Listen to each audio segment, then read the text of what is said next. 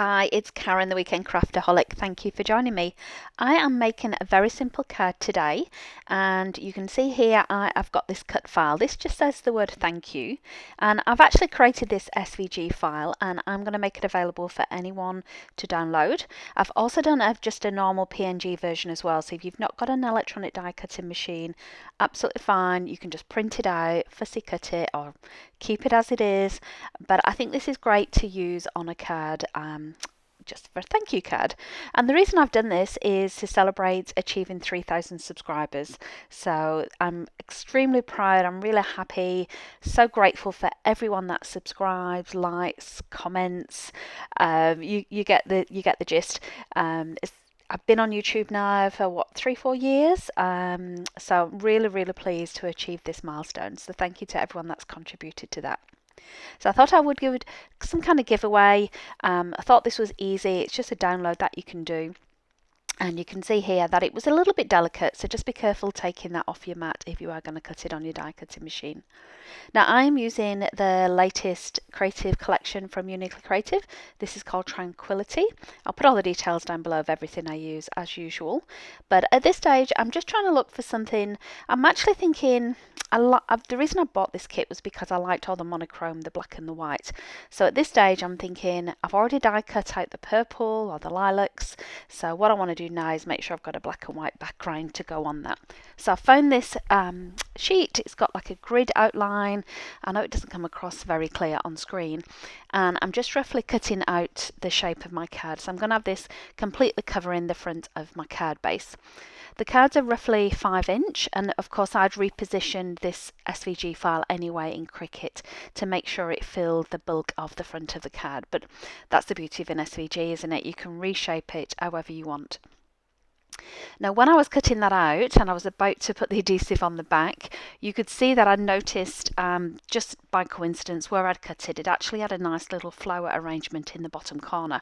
So rather than do the grid effect as my background, I've actually flipped it over, and so I've still got another bit of the lilac here, and you saw me there just checking, make sure that the sentiment itself, the word thank you, wasn't overlapping too much.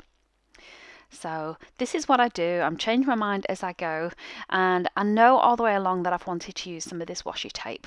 So again, I'm thinking it might be a good way now that I've got more of a tone on tone, because the word thank you that I'd cut out was in this ombre effect anyway, and I was worried it would be a little bit washed out. So I'm going to use this washi tape just as a background place for the word thank, and I'm just using my grid here now on my Tim Holtz mat just to line up and make sure I get that washi tape nice and straight. So I'm using the grid lines on that to make sure it's nicely centered. I'm just going to trim off these edges of washi, and then I'm just going to use my glue and then fix this sentiment onto it as well. So just going back to the cut file, all the links will be down below. It just takes you to my Dropbox. You don't need to sign up, give any personal information, nothing like that. It should be an easy download for you. And as I've said, if you've not got an electronic die cutting machine, honestly don't worry, there is a file as well, so it's something that you could still print out. And if you put your pattern paper, for example, cut it to size, and then you can always fix it onto an A4 sheet with just some temporary adhesive glue on the back, you can easily still print this off instead, and that might be another way of doing it and making use of it. So I'm just using my tweezers to pick this up. It is a delicate file. The H and the A were attached, but as I was getting it off, it did come off, so it is quite delicate. But of course you can always separate the words anyway if you wanted to.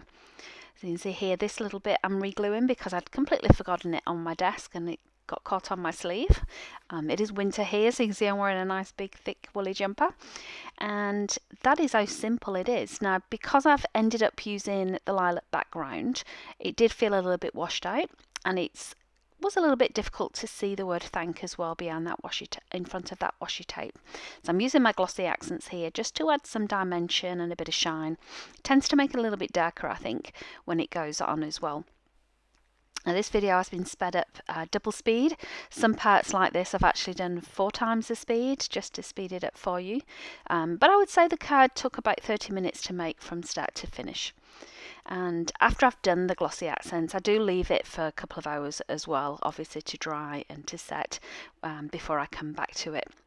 but it's pretty easy to go on. I like the way, as long as you get rid of the bubbles as it's going on, I like the way that it sets. It really does give a great dimension to your layout. So you can see here with the card, I'm just doing the final touches with this, and then at this point I've come back to the card, and I really wanted to use some of all of the ephemera out of this collection kit. I really love these they look like little raindrops to me, but they're just too big for a card, I think. I wish they were mixed sizes. I'd like to have had some smaller ones to use. I think they're 10mm width, so yeah, a little bit big for this 5-inch card. And again, I'm focusing on adding dimension. So here I'm trying to use these little flowers, see if maybe there's something they could be added. I'm very persistent. I spend ages looking through these vellum pieces because I did find one little flower piece that matched the flower image on the front. There you go, there you see it. And just by kind of manipulating it with my fingers, I was able to just give that little effect that it was lifting off the page. There's heaps and heaps, as you can see, in this collection with these vellum pieces. So I thought there's bound to be some of the other flower arrangements in here. So again, I've sped it up a little bit more for you, cut out some of the footage when I decide to give up on that idea. I do then move on to the creative cuts. So these are just the die cuts that are in the kit, and then instead of focusing on that bottom corner with the flowers, I'm focusing on this left hand side instead and wondering what else I could put on there. Adding more flowers seemed a little bit cluttered, so I go for this nice little, I think it's a hummingbird instead. And once I've attached that, that is my card done. Just a little bit of the matte medium just to keep it in place, and then I trim off the edges, and then that is my card done. So before I go, I just wanted to quickly thank you all again. Anyone that watches my videos, subscribes, I really do appreciate it. And I'm a bit of a unique channel because I do lots of random things, but thank you very much for being with me on my journey. I really do appreciate it, and I hope you have a great crafting weekend. I will see you next time. Thanks for watching.